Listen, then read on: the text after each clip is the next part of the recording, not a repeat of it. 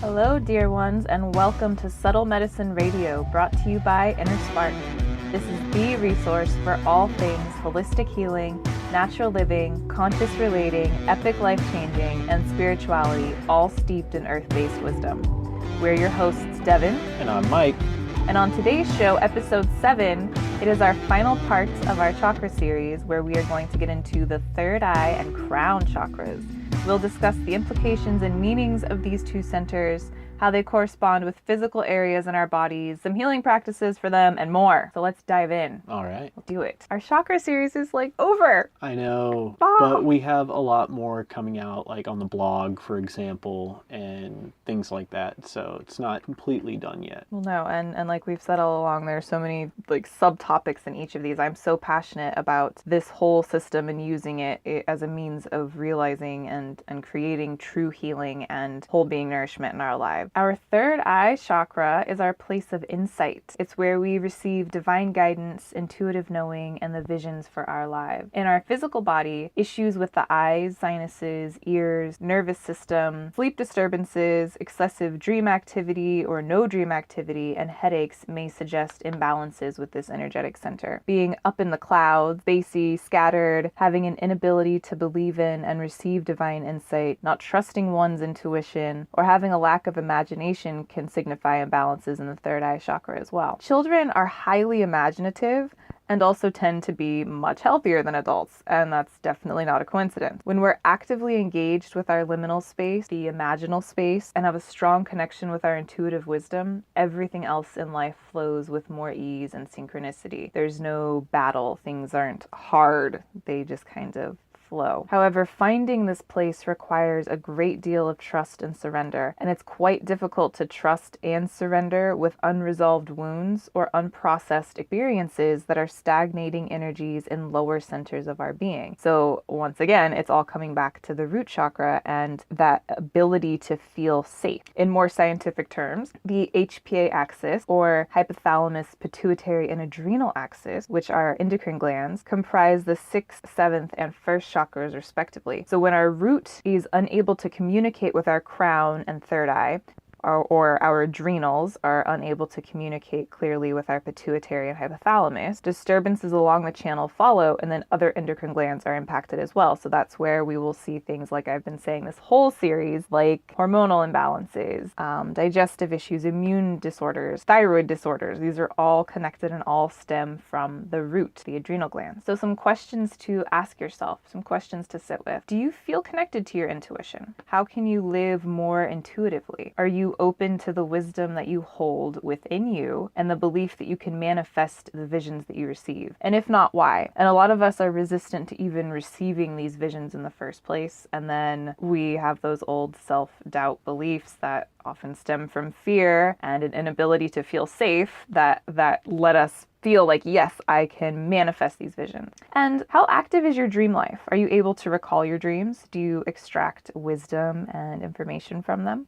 Okay, so just some questions to ask yourself and some affirmations to strengthen the third eye center and your intuition. I have the right to see. I trust my intuition. I see all things with clarity. I am open to the wisdom within. I can manifest my visions. And as I've been saying this whole time, and I talked about it a lot on our first episode of the chakra series, the power of words and the power of affirmations are really, it's not the hokey woo-woo bullshit I thought it was when I first started this practice. It's really powerful to set that intention and to have your energy flow towards that which you really desire. It shifts your entire system. Some healing practices, and these are probably my most favorite group of healing practices for anything. And these are specifically to really strengthen intuition, and they really have like a whole body rejuvenative effect. So sun gazing is really amazing for resetting our circadian rhythm and soothing and strengthening our pineal gland. And our pineal gland is associated with the third eye, and its job physiologically is to regulate the release of melatonin. And melatonin is our sleep hormone, and that's also greatly impacted by the stress hormones that are released in our adrenal glands, which is why sleep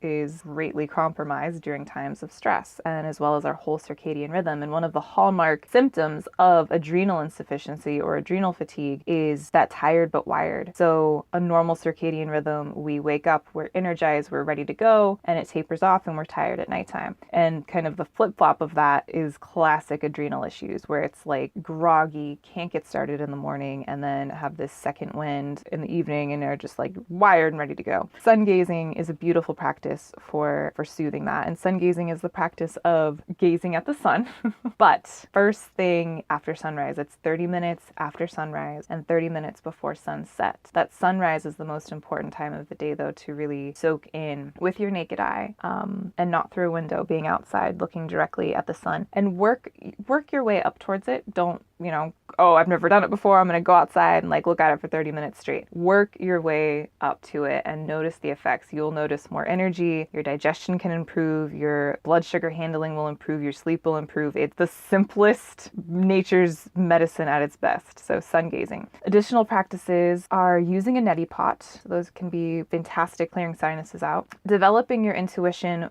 using divination tools that really resonate with you. So pendulums, being a human pendulum, kinesiology, tarot decks, things that really speak to you. More meditation can be fantastic. Prayer, connecting to the source, the greater power of your understanding. Expressive arts therapy. Automatic writing is a great practice. And I shared a prompt in my Facebook group last week that was really, really well received. An automatic writing intuitive practice. Dream work. So paying attention to your dreams, journaling your dreams. Shamanic journeys, journeying with a drum or a rattle or along with a track that is specifically created for shamanic journeying. And anything that really gets you out of the rational thinking mind and into flow is going to greatly positively impact your third eye chakra. Some herbs and flower essences. Again, what is my favorite thing to say? Flower essences are not essential oils. Beep. I feel like I need a little like... I'll get a jingle in yeah, there. exactly. All right, I'll get that in editing.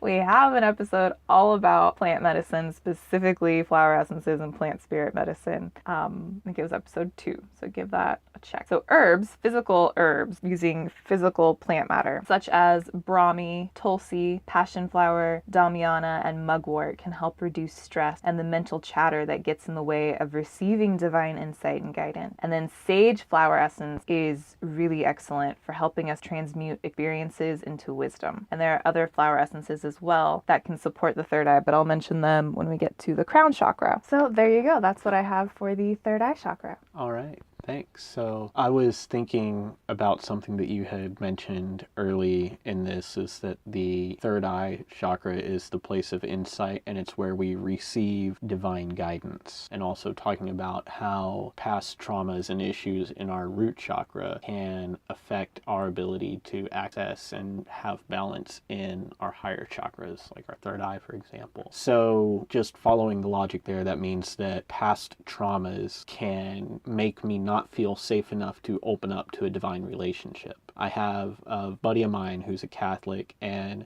if you ever want to test your own beliefs, have a conversation with somebody who believes something differently than you do. So he has very different religious beliefs than I do, but we're great friends and we really enjoy having those challenging conversations with each other. But one of the things that he laments is how people have bad relationships with their own fathers, and they project that onto religion. So when he comes around with this message of Christian love, people push it away because their idea of love and their idea of what a father is got all kinds of twisted up in their childhood. And there's a lot of other trappings that go along with any organized religion, but it's definitely something that I can relate to in my own childhood, not being able to trust authority figures, not being able to trust greater powers, which at that time was just other people. Other people were the higher powers. Yes. And if I couldn't trust them, then I couldn't trust higher power. And I think that's something that still affects me today in an understanding of higher power or any kind of divine relationship. And something that I think ties in with the intuitive knowing is just that being receptive to unseen forces and to what's going on in the world that is beyond your comprehension. And that might be the workings of a deity, or it might just be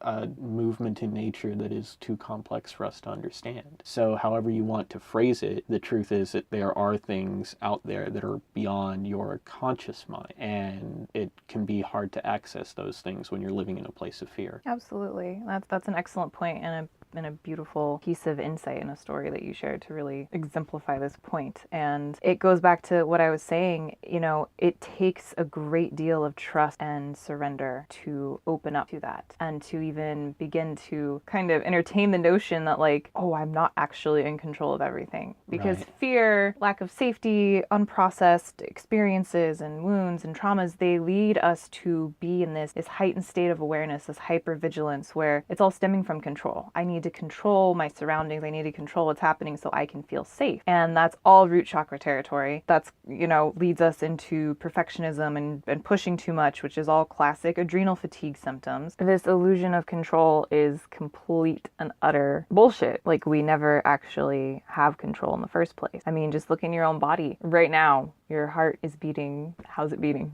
It's swimmingly.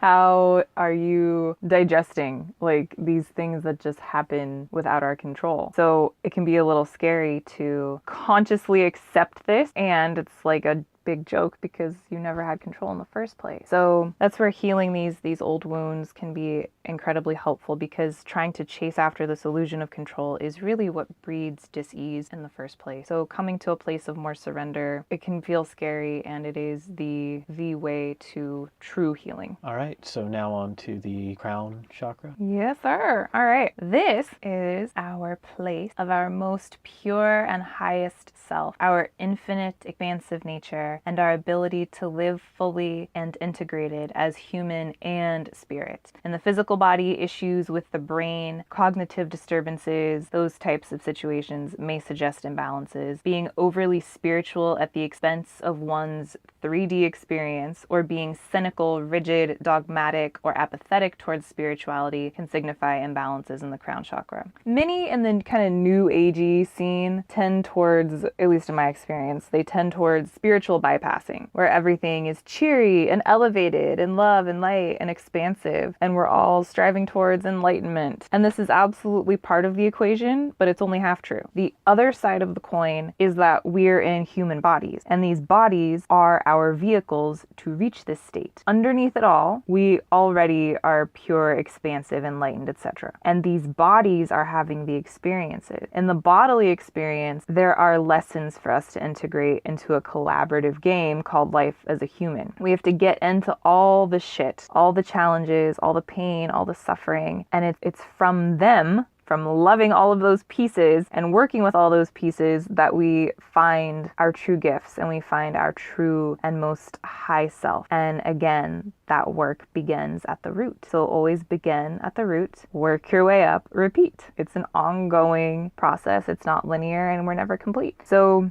I leave you kind of with these questions from the crown chakra, and I invite you to go back to the ones from the root and kind of compare the two side by side, because this is like, they're extremes of each other. There's two sides of the same coin. So the root is like the most basic human, and the crown is like this kind of high self of love and light and divinity and spirit and source. So what beliefs do you carry that prevent you from fully embodying your higher self? And if higher self doesn't resonate with you, whatever does. So your ideal self, right? I was just going to say that. Great minds think alike. Your ideal self, your soul self, your spirit, your goddess or god essence, whatever that means. Where in your life are you overly attached to something that's no longer serving you? So this could be a belief, a habit, a relationship, your relationship with food, your relationship with social media consumption, whatever that is. Am I open to a power greater than myself? And if not, why? Some affirmations for the crown chakra. I am still and I know. The world is my teacher. I am guided by spirit. Information I need comes to me. I trust the flow of the infinite. And healing practices, you'll notice that the healing practices I'll share, as well as the herbs and flower essences for the crown chakra are very similar to the third eye chakra. So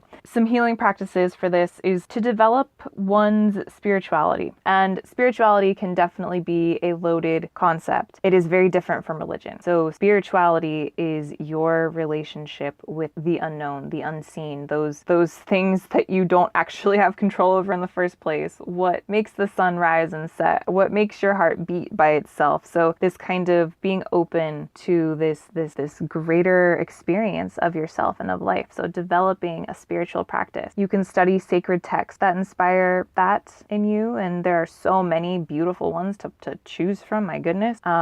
If you are noticing that you are more on the maybe rigid, cynical spectrum, so that would suggest a deficient crown chakra, that's where spirituality practices can be really supportive. If you tend towards the other side with a crown chakra that's kind of more excess and you're a little more in the clouds and esoteric at the expense maybe sometimes of your 3D existence, then doing some physical body work. And I've shared a lot in the episodes that delve into the root, sacral, and solar plexus chakras. There's a lot of beautiful physical body exercises and practices in there. And really just allowing yourself to be in stillness and silence to hear and receive what it is that you need in any given moment and who you really are, and kind of life's big questions. When we're going all the time, as is so celebrated in this age that we're in, it's very difficult to lean into and hear those things. So giving yourself ample stillness and silence, it's very healing to the nervous system as a whole. So finding more safety and stability also can come from that, which is very soothing to the root chakra. Good job. So, like I said, the herbs I suggested for the third eye also support the crown. And I would also add passion flower, valerian root, and lavender to the mix as well. And you can concoct your own delicious herbal tea blends, just throwing that out there. And you can sit with them while you maybe meditate. You know, that could be a really lovely practice. Passion flower flower essence and magnolia flower essence are really beautiful to open us up to a more spiritual connection and to receive and drop into a state of ease and surrender. So there you go. That is the crown, and that is now the 7 main chakras. Yeah. So I have one quick question about the crown chakra. Something that I've seen a lot is what you were talking about with people who are spiritual bypassing, as you've called it. That's very accurate. I've seen that a lot. So I was wondering, how would you recommend that somebody check themselves for that? You know, because when we get an idea that we've got our hands on some, you know, high teaching or the right idea, or we understand something that other people don't get, things like that, it can be really hard to let go of those things. So how would you, or do you have any experience in that yourself maybe? No, I'm perfect. Right. I don't know what you're talking about. I've never had any issues whatsoever. Right.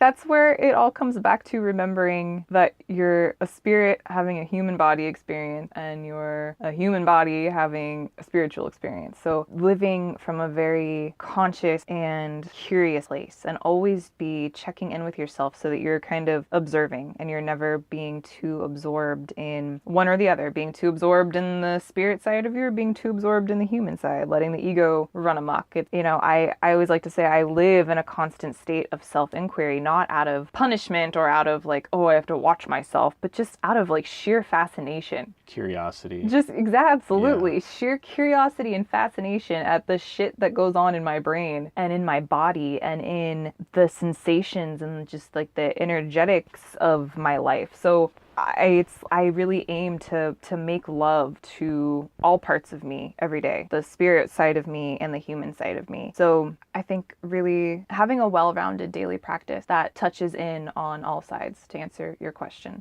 Okay. So something daily that tends to your human and something daily that tends to your spirit side. And it doesn't have to be crazy. You know, you don't have to meditate for 5 hours every day. It could be something that gets you really embodied. So you're really noticing and and feeling into your human and what emotions are present for you. Taking yourself through a 4-level check-in. And I have a great blog post on my website about that, where you're checking in with your physical, emotional, mental, and spiritual needs and current state. And then also having the spiritual practice, so a meditation practice, some physical activity, being a well-rounded individual, and always taking the mental chatter just with a grain of salt and really working to be the observer. Because like I said, we are fascinating creatures, and I'll just watch myself sometimes, and it's just like, wow, did that really just go through your head? Or like, oh my gosh, that sensation in my body is amazing. Or wow, that intuitive hit was just unreal. I mean, for the sake of transparency, before we started recording today, it's a new moon today, and I'm definitely feeling it. And I just kind of walked up to Mike and was like, I need you to just hold me, because I don't know, I feel like somebody is like, I'm a computer and somebody's just in my motherboard right now upgrading my system. I can't quite articulate what I'm feeling right now. It's more of like, it's embodied and it's a sensation, and I just need to cry and be held. And I did that, and then I had the most beautiful download and was able to articulate. So that's me kind of dancing in between worlds and tending to all sides of myself and watching it all and loving it all, and knowing that everything is temporary. So those big feelings that we can be really scared of and we just like avoid, those are the same ones that are causing you dis-ease in your physical experience, by the way.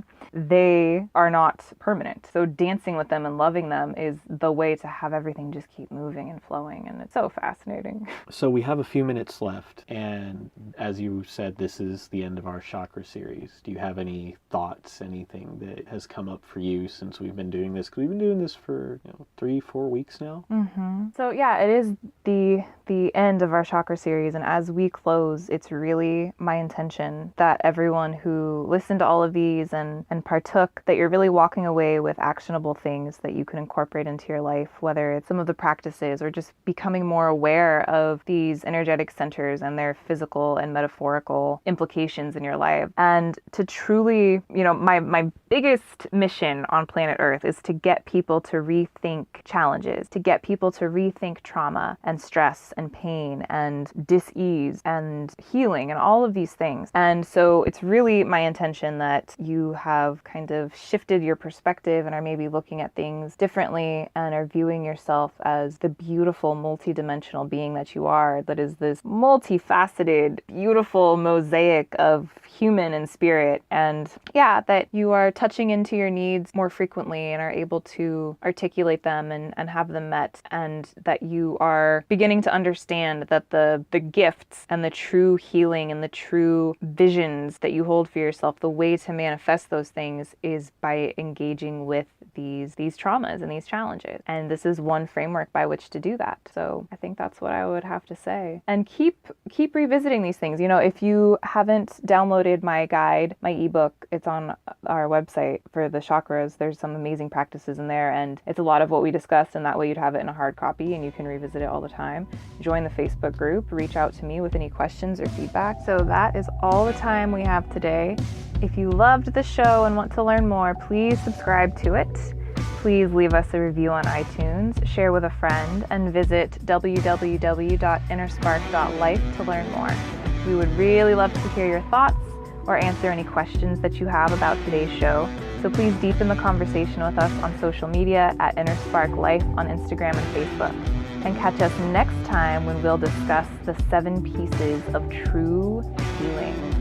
So much love to you until then.